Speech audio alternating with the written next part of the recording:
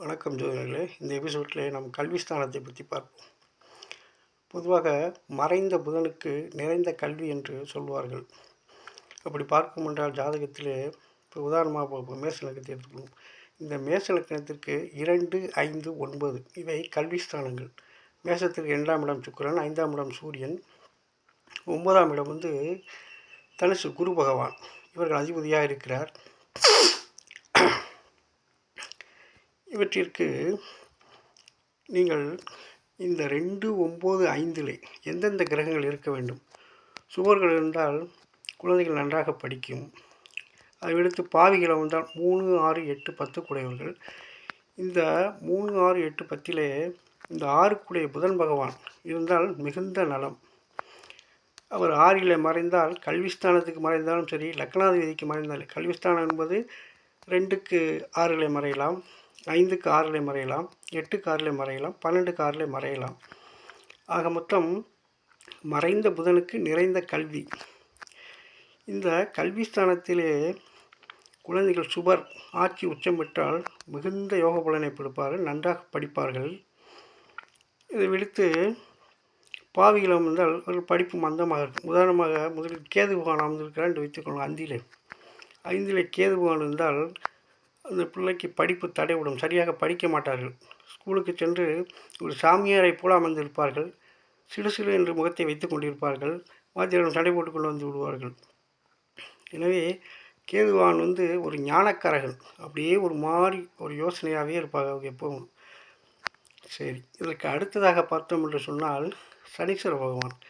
இந்த சனீஸ்வர பகவான் மந்த புத்தியை உடையவர். பொதுவாக நாம் கல்விக்கூடங்களை பார்த்துருப்போம். அந்த காலத்தில், இப்போது கிடையாது, அந்த காலத்தில் வாத்தியர் காதை பிடித்து திருவுவார்கள். காரணம் என்று சொன்னால் வலது காது சனீஸ்வரர் நாடி, இடது காது புதன் புத்திஸ்தான நாடி.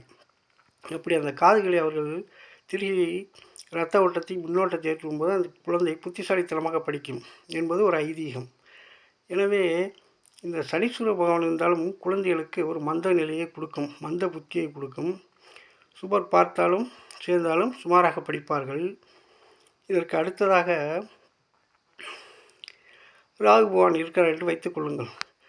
ராகு பகவான் இருக்கும் பட்சத்திலே அவர் படிப்பில் நாட்டம் செல்லாது, ஊர் சுற்றுவதிலே பிரியமாக இருப்பார். எங்கேயாவது பள்ளிக்கூடத்துக்கு ஒரு பாட்டுக்கு வேறு எங்கேயாவது போய் சுற்றிக்கிட்டு இருப்பார். நம்ம போய் ஆளை விட்டு தேடி பிடிச்சி கூட்டிகிட்டு வரணும். இப்படி அமைப்புள்ளவராகவே இருப்பார். ஊர் சுற்றுவதிலே நாட்டம் மிகுந்தவராக இருப்பார்.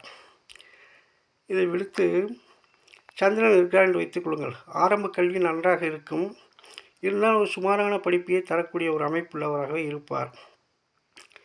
இப்படி இருக்கும் பட்சத்திலே இந்த 2, 5, 9 சுபர்கள் சொன்னேன் அல்லவா, குருவும் சூரியன் செவ்வாய் போன்றவர்கள் அமர்ந்து இவர்களை லக்னாதிபதி பார்த்தால் ஆட்சி உச்சம் பெற்றால் இவர்கள் மிகுந்த கல்விமானாக வருவார்கள். எனவே நாம் குழந்தைகளை படிக்கவில்லை என்று துன்புறுத்தக்கூடாது, அவர்களை கட்டாயப்படுத்தக்கூடாது. அவர் போக்கிலே நாம் இளமை கல்வியை கற்க வேண்டும். கல்வியில் அவருக்கு ஒரு ஆர்வத்தை ஏற்படுத்த வேண்டும். இப்போ இந்த கிரக நிலைகள் இப்படி இருக்கும் பட்சத்திலே, இப்போ ராகுவான் இருக்கிறான்னு வைத்துக் கொள்ளுங்கள். அவருக்கு ஊர் சுற்றுவதில் பிரியமாக இருக்கும்.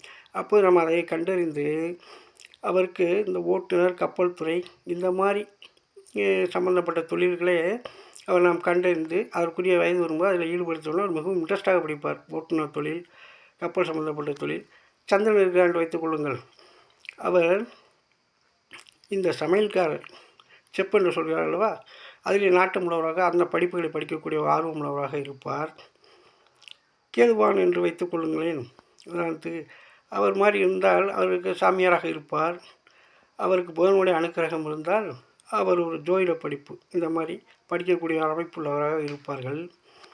இப்போது சனி செவ்வாய் இருந்தார் என்று வைத்துக் கொள்ளுங்கள்.